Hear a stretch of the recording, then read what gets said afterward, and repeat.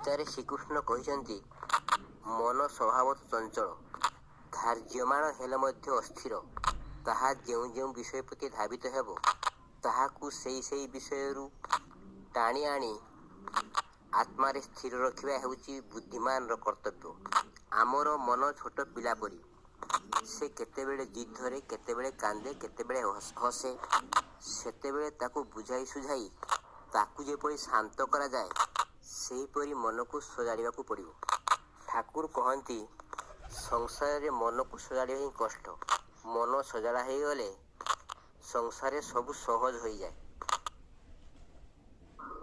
ଭଗବାନ ଯଦି ଭକ୍ତକୁ ଦୁଃଖ ଦିଅନ୍ତି ଏବଂ ତାର ପ୍ରାରବ୍ଧ କଟେଇବାକୁ ଚାହାନ୍ତି, ଦୁଃଖ ସଙ୍ଗରେ ଆସି ସେ ଭକ୍ତ ପାଖରେ ରହନ୍ତି। ଭକ୍ତ ନାମ କରି କରି ଯେଉଁ ବାର୍ତ୍ତାଳାପ କରେ, ତାକୁ ସେ ଶୁଣିବାକୁ ଭାରି ଭଲ ପାଆନ୍ତି। ହେ ପରମ ପିତା,